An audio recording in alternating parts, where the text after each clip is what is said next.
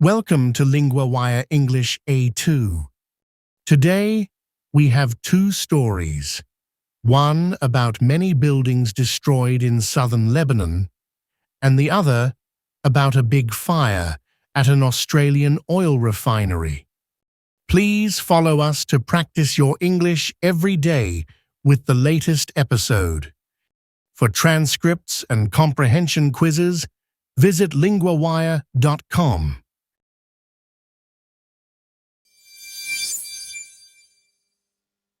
Hello, Sarah.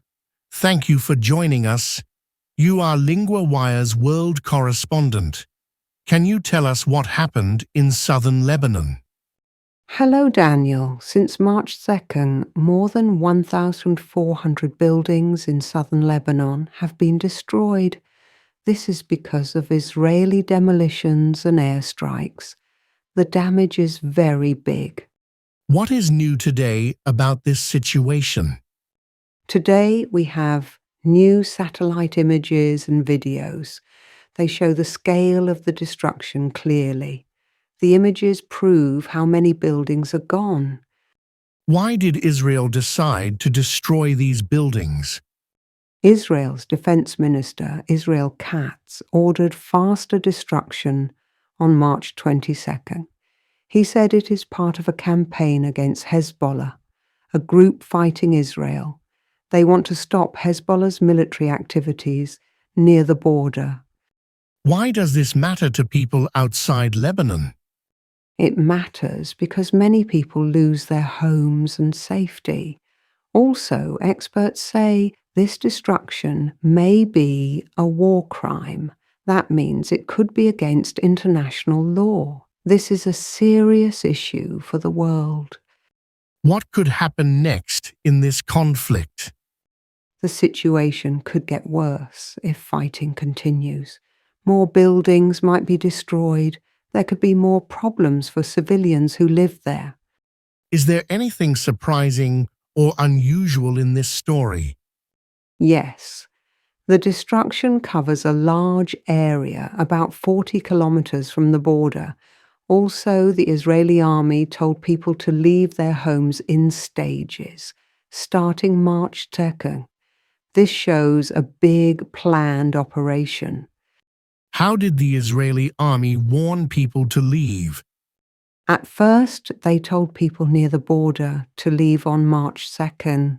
Then the warning moved further away to areas 20 and 40 kilometers from the border. This gave more people time to leave safely. Thank you, Sarah, for explaining this difficult story so clearly.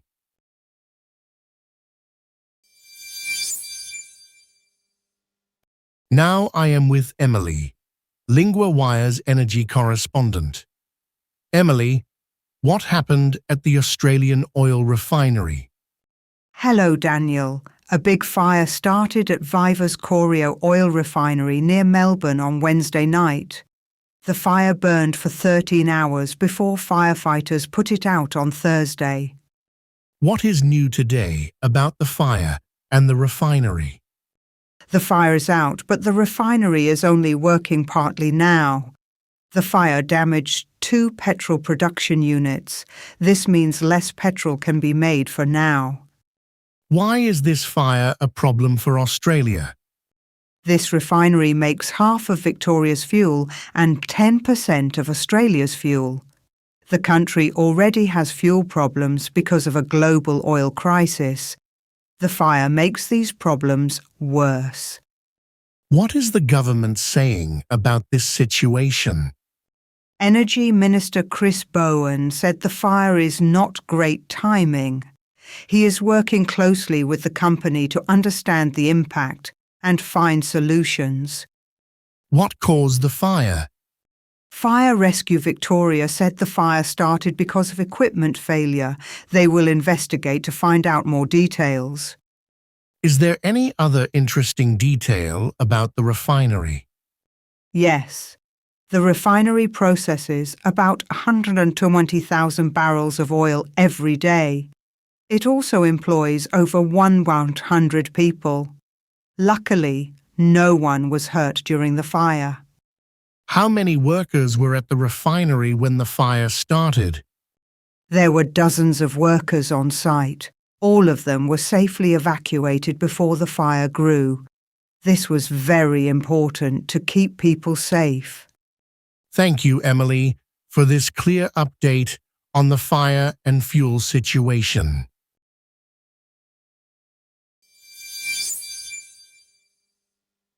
Let's look at some useful words from the first story about Lebanon. The theme is destruction and conflict. First word, demolition. This means the act of destroying buildings. In the story, it described how Israel ordered the demolition of many homes near the border. For example, the city planned the demolition of old buildings. Second word, border. This means the line between two countries. In the story, many buildings near the Israel-Lebanon border were destroyed. For example, we live near the border between two countries. Third word, evacuation. This means moving people away from danger.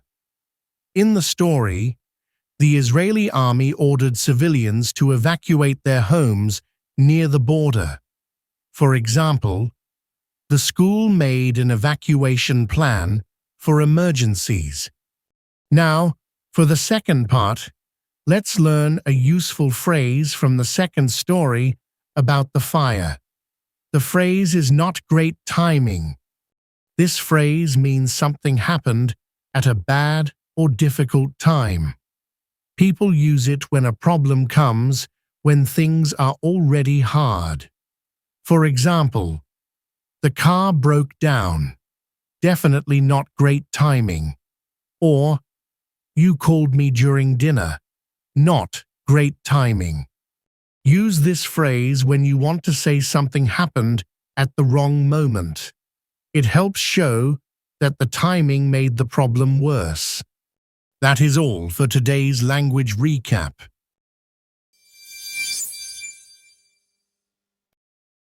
Follow Lingua Wire for the latest daily episode and build your daily language habit with us.